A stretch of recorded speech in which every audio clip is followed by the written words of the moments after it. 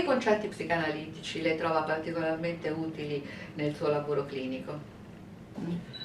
I've trained in very classical psychoanalysis. I was a pupil of Anna Freud, and when you ask me what my concepts are, I would say, still from the beginning, I have great respect for defense mechanisms, but I think in my clinical work, transference and countertransference have taken the place of choice. I'm very sensitive to the relationship which exists between me and my patients, and the part I play in the way I react to my patient. And I feel I learn a great deal about the patient by listening and studying what I feel. I think that I am maybe a little bit giving less importance to the sexual side of things as in my development. I've abandoned it more to the subtleties of the relationships. Well, I think that we can't work today without the concept of projective identification, and it seems to me that it's extremely useful not only in clinical work, but in thinking about ourselves, in working with couple, in thinking about society phenomena. The other concept that I find extremely useful is the concept of the depressive position. And perhaps now it's gone a bit out of fashion, but I found that the depressive position is something that really humanizes us, because the recognition of our aggression, the recognition of the responsibility towards others, the recognition of the damage done at others. The other concept that of course is connected with the work of Klein is the splitting. You know, the splitting of the self and the different parts of the personality that are projected onto other, you know, to other people. So I very much work with the concept of, you know, all the parts of the patient that are in the room. The other concept that I work with is, of course, the concept of containment of Bion, and and the concept of reverie, of the mother reverie, and the reverie of the analysis and transformation. Even if I think that the concept of containment has been used and abused in a way, you know, and sometimes is used in a very simplistic way, and not in the way that Bion meant. And sometimes I think is overused, as if only containment is necessary and not interpretation, which I don't think it works. I think we need to have both.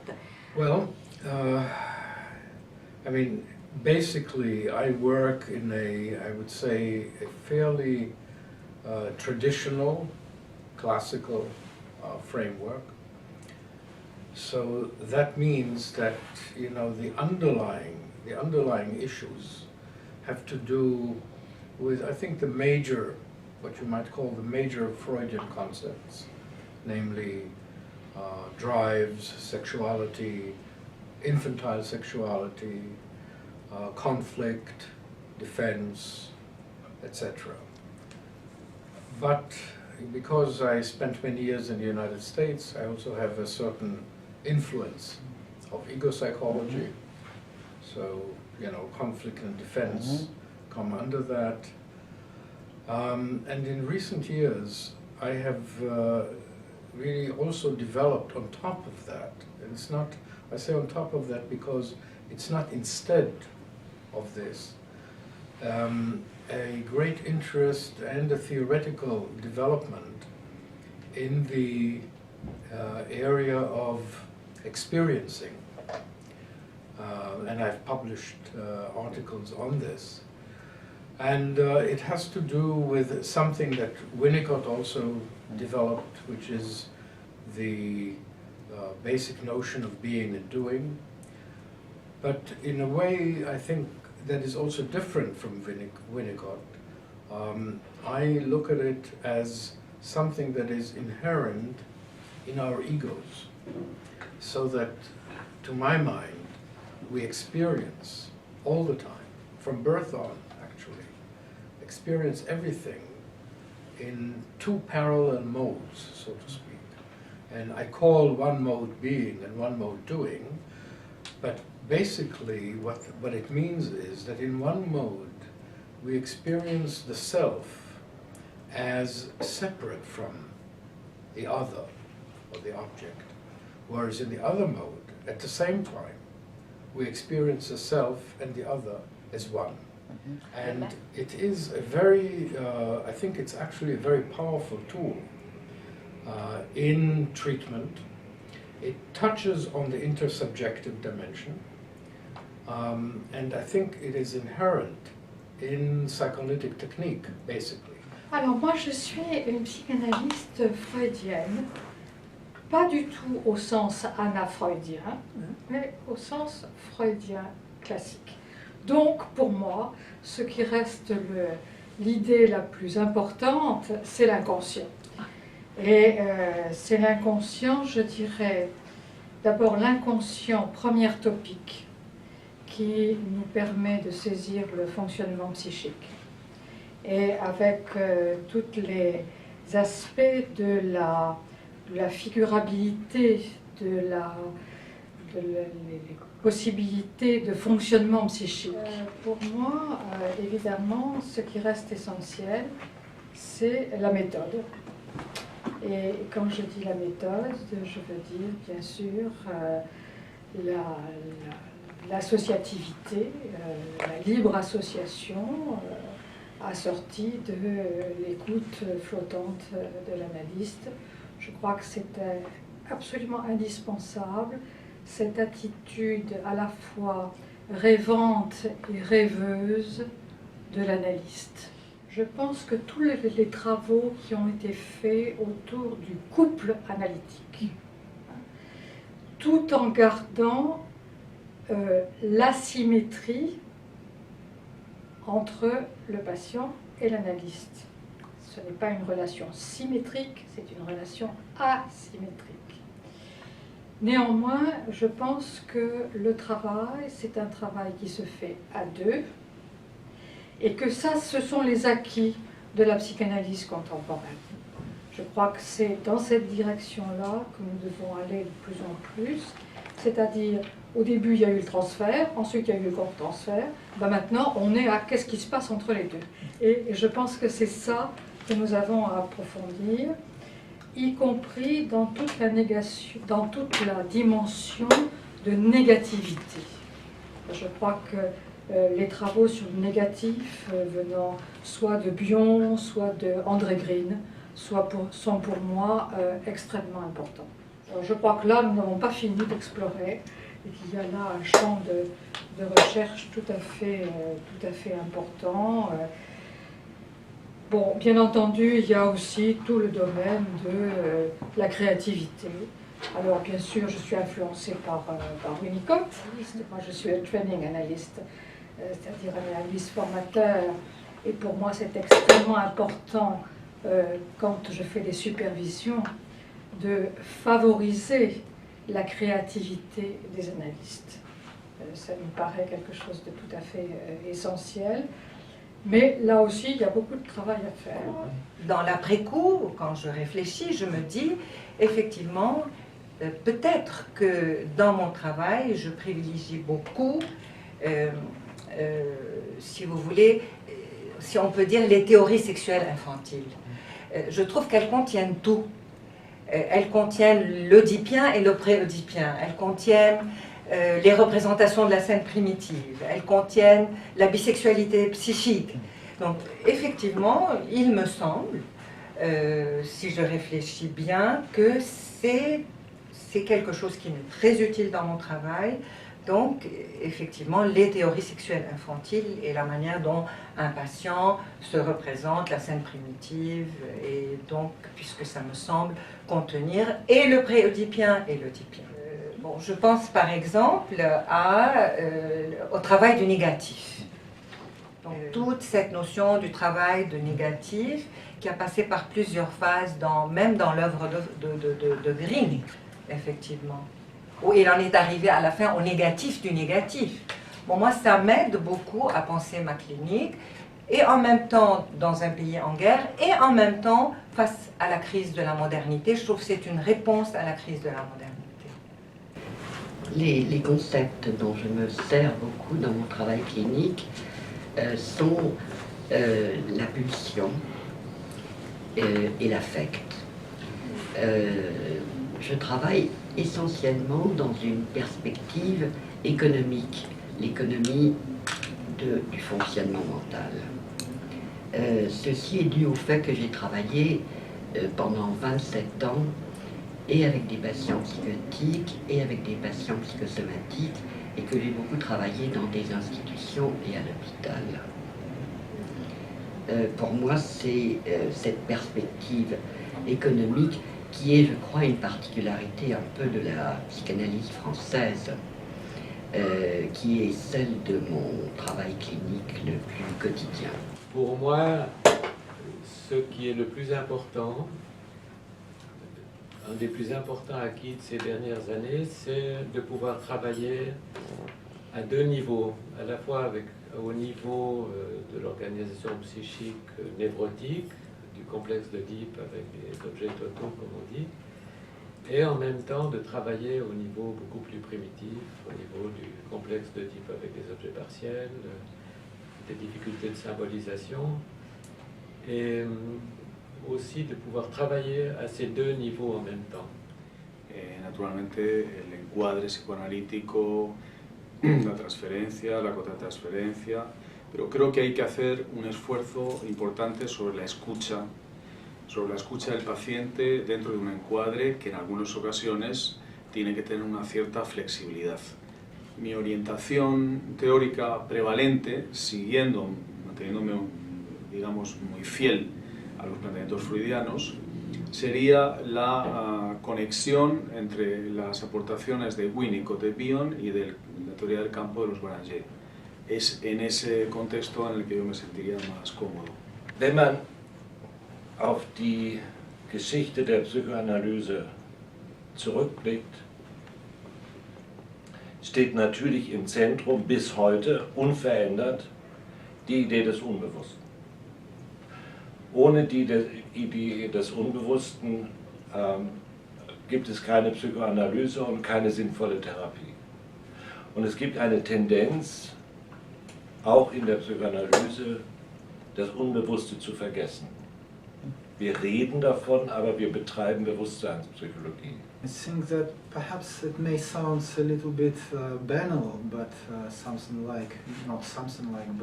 unconscious fantasies, Oedipal complex, primal sin.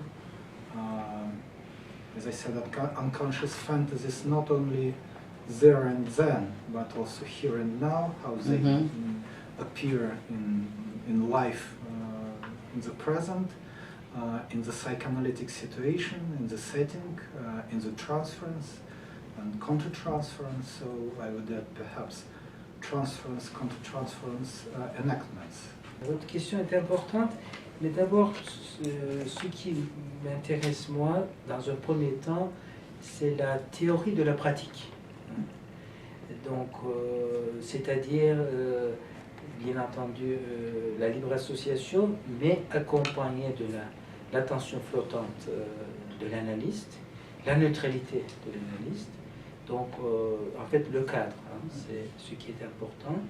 Et aussi le champ analytique, ce qui se passe entre l'analyste et l'analysant. Plus particulièrement, là, tout ce qui concerne la réflexion sur la situation analytique elle-même. Le sitting, le sitting de la situation analytique elle-même et tout ce qui concerne les modalités de transfert qui ne sont pas seulement l'aspect transfert relationnel, pas seulement le transfert objectal, mais tout ce qui concerne le transfert latéral, mais aussi les transferts des tendances négatives, destructrices, négativantes, tout ce qui se transfère et qui tend à empêcher, mais plus qu'empêcher, à détruire le devenir. Ce sont des aspects qui nous, pour moi, et puis à la SPP, qui nous intéressent beaucoup. Tout ce qui empêche le devenir, oui. Mais, à l'opposé, le fait que le transfert ne soit pas qu'une répétition, ni qu'un souvenir, qu'il ne soit pas que souvenir, que répétition, le fait qu'il soit aussi un espoir d'avenir, une recherche, une quête d'un avenir, d'un meilleur avenir, voilà. Well, where my thoughts most often go is to Bion's concepts of containment and alpha function and reverie.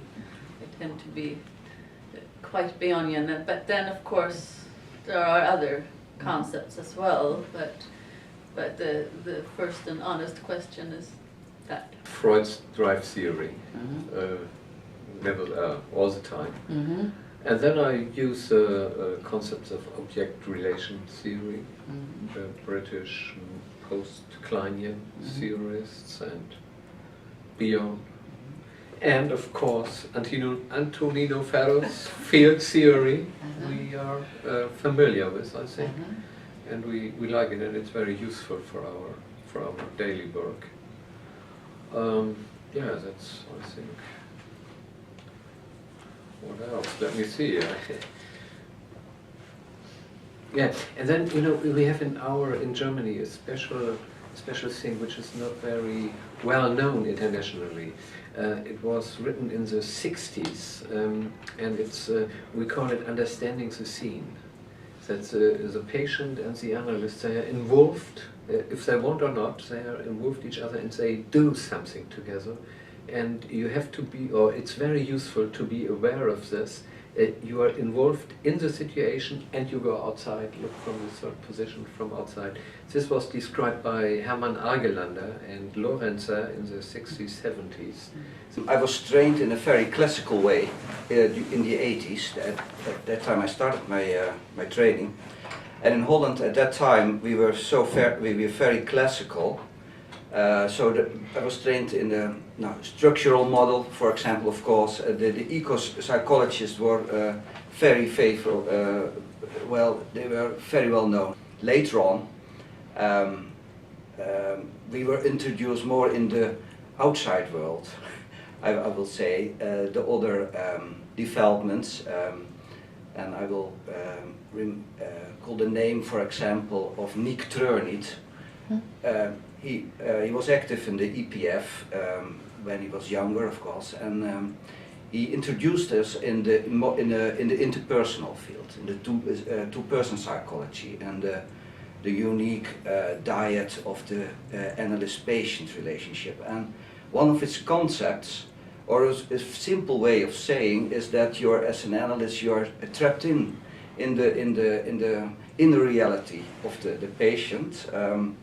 I don't know if it's the correct word. It's you are trapped in with a lasso, like you are in the Western, and you can't escape. But at the same time, it's not a problem because you can use it. Well, and then it's not so directly connected theoretically. Then the whole thinking on what's happening in sessions, and it also regarding the technique is the thinking of the reverie, of dreaming.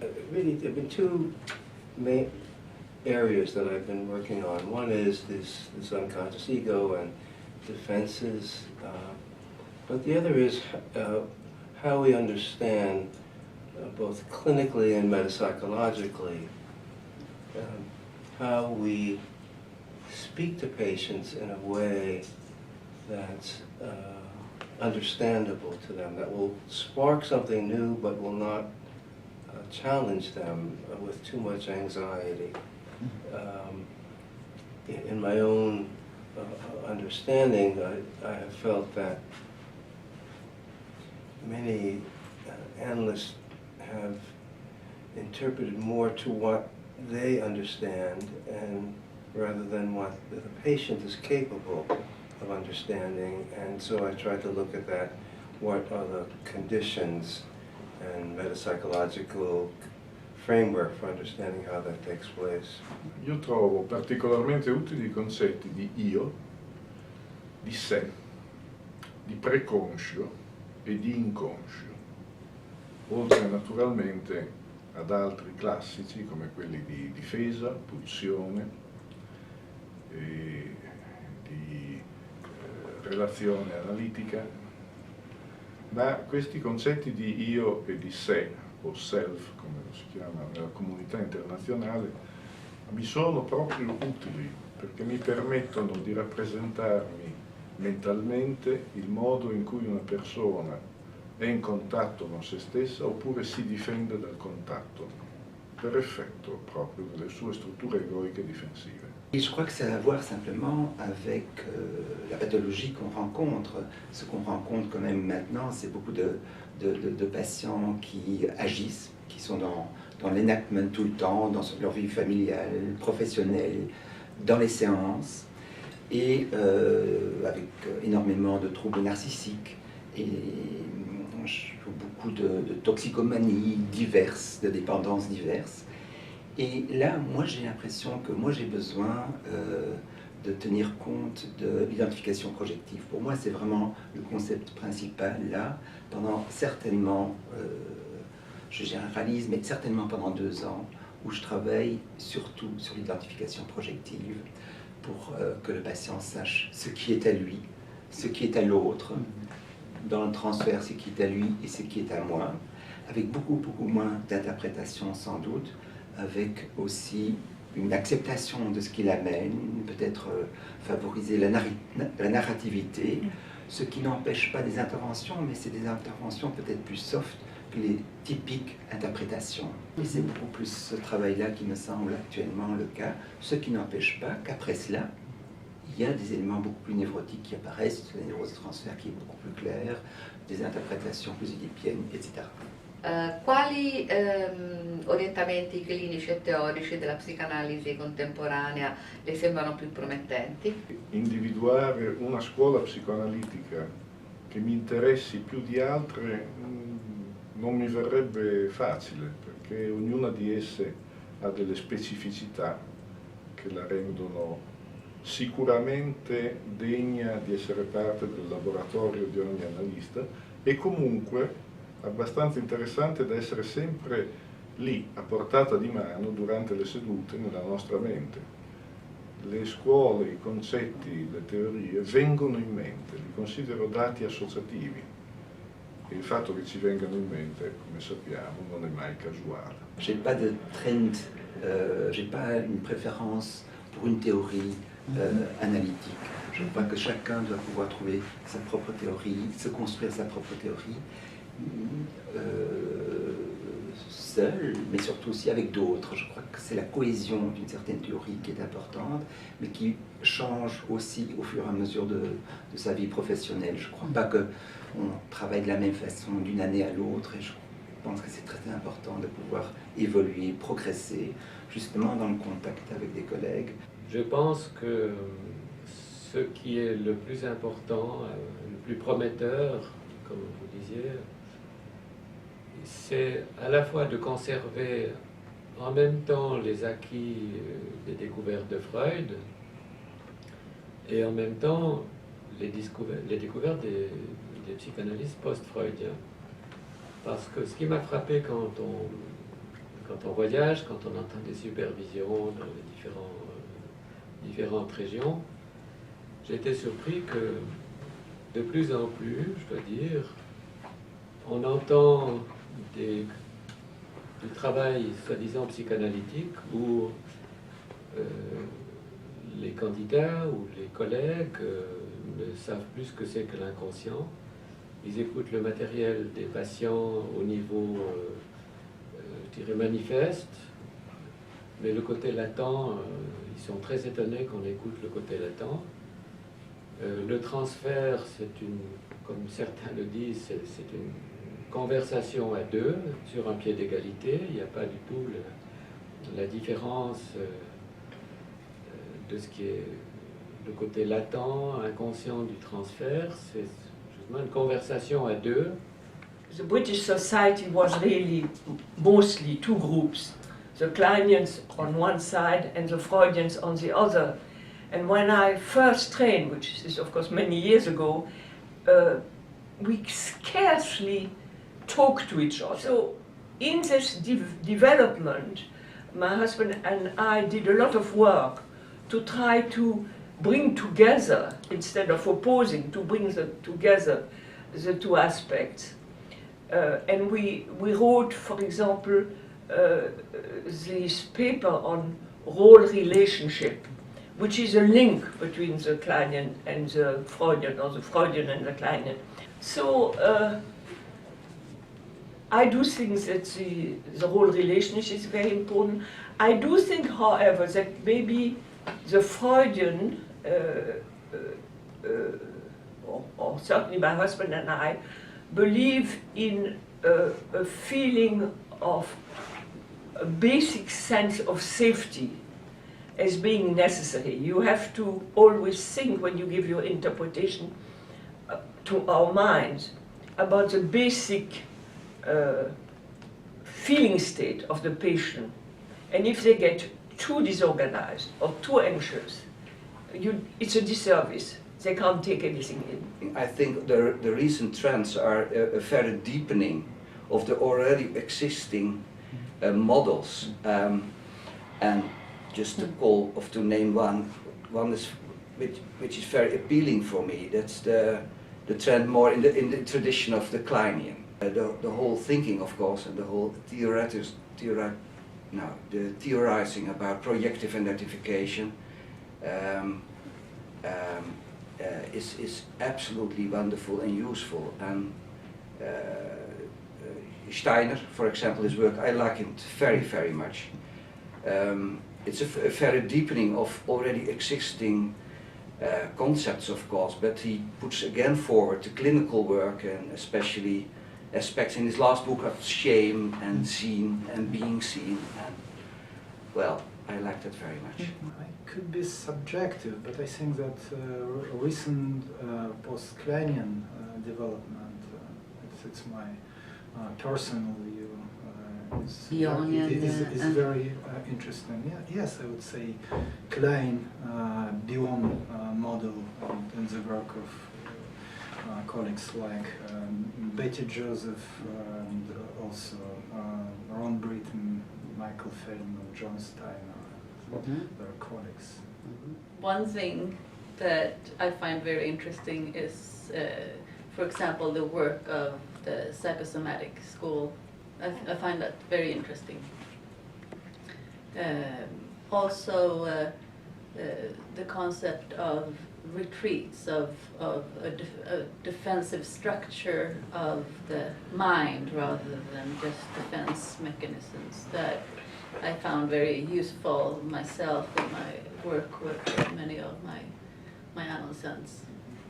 Well, I found the Neo-Kleinian, and by this I mean, you know, Betty Joseph, John Steiner, Redo Shaughnessy, Michael Feldman, extremely helpful, because I think they are extremely clear, and there is clear thinking, and I found extremely helpful Betty Joseph concept of working moment to moment. So really interpreting the emotional experience of the patient in the moment. And the other aspect of you know, the Neo-Kleinian that I like is the fact that they are not in the head, the fact that they are yes, with the affect, with the emotional experience, and the fact that they work on the part, on the infant part, on the child part of the patient. The other new development that I found very helpful is Antonino Ferro, how can I say, divulgation of Bion. You see, I think Ferro took Bion and made it easy for everybody. What I also like of Ferro is that it elaborates Bion work on not only on what the mind of the patient, but the mind of the analyst. So that what, for example, that the analysts that use the project onto the patient, what is helpful for the analyst to keep the mind in working order.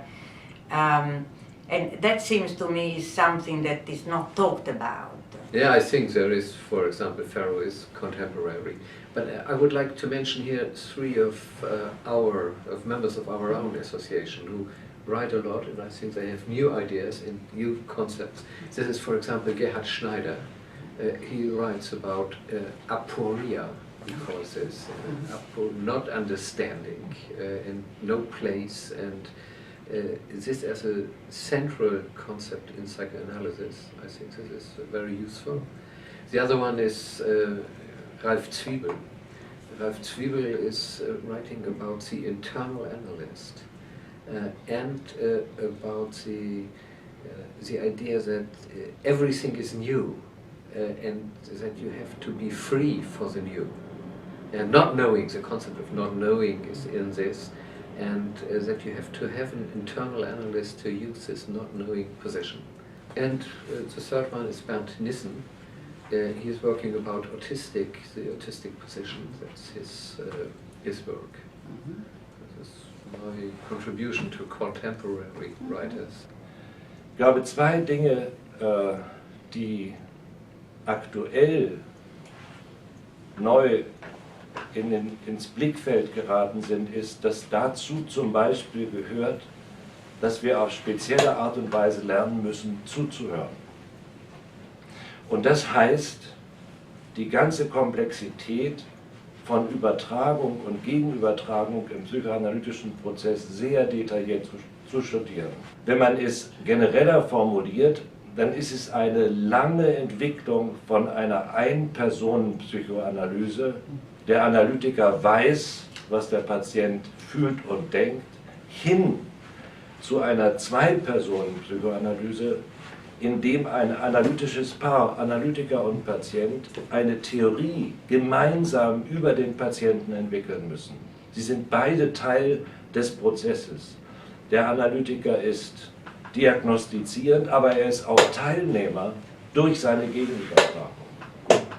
Und diese Tendenz ist, glaube ich, diejenige, die so bedeutsam ist. You know, there's been so much of a tremendous development in psychoanalysis, in so many schools, and so many schools of thought and factions and so on.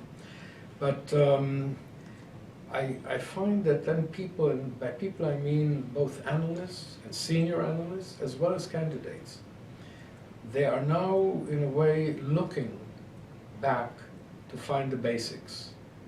And they're looking for Freud, and they want to study Freud. One other thought on this, which often comes up. I think that in the Freudian thought and conception, what is most remarkable perhaps is the unity of body and mind. That these two are inseparable and they are a continuum. Whereas in some of the newer psychoanalyses, that connection has been lost, and psychoanalysis has become, in that sense, perhaps more of an immediate relationship and something to do with childhood experiences and so on, but more, in a sense, narrative and text and what people say and so on, and less emphasis on what the body says. You know, so that I think to return to these roots also helps us to get back to this unity of body and mind. Well, I in particular have become very interested in French psychoanalysis. I think they've probably done more in terms of the preconscious and understanding and working in the preconscious. But as I've talked with French analysts, they have a somewhat different idea of what's preconscious than I do, and so it's been very interesting for me to think about and wonder about. Ce qui est que je ne trouve pas très promoteur pour la psychanalyse, c'est-à-dire qu'une psychanalyse qui ne discute pas les pulsions, par exemple, ça, pour moi, c'est pas très promoteur. une psychanalyse qui se définit pas beaucoup de la psychiatrie, mais une psychanalyse qui n'est pas aussi normalisatrice et moraliste aussi. Hein. Donc je pense, c'est pour ça que je suis très très loin de la psychologie du moi. Hein. Donc une psychanalyse plutôt centrée sur l'importance des pulsions de vie, des pulsions de mort, enfin tout ça. Alors il est évident que pour moi la psychanalyse française est extrêmement importante et que c'est au fond ma formation et ma façon de penser. Mais je suis également très intéressée, j'ai été ultérieurement très intéressée par Mélanie Klein et Bion, et je me suis aperçue tard dans ma carrière combien au fond, moins avec Klein, mais beaucoup avec Bion, il y avait des proximités énormes avec la perspective économique de l'école psychosomatique de Paris. Tout ce que l'on appelle en France l'après-coup. Ah, voilà, tout pas seulement le past effect des Anglais, pas seulement la relecture ou la retranscription ou la reconstruction, mais l'après-coup français, l'après-coup de Freud, au sens où une transformation du passé avant de créer une nouvelle histoire de la personne, le fait qu'il modifie qu'en séance, dans la situation analytique, la régression de l'analyse permette de modifier, on va dire, l'économie du passé. Puis ensuite, il y a une production, qu'on va après coup, une production nouvelle. Mais le premier temps essentiel, c'est la modification de l'économie traumatique du passé. Ça paraît très important de mieux prendre en considération, de plus prendre en considération cette dynamique-là aussi au sein des séances. Ce qui est cohérent avec le modèle, le French model, le modèle français de formation qui a moins de séances que le modèle anglais pour laisser plus ressentir les discontinuités du psychisme. Pour plus, si quand on a une séance tous les jours, il y a une tendance à faire dominer la recherche de la continuité. Nous, avec 3 ou 4 séances par semaine, il y a une obligation à ressentir l'absence.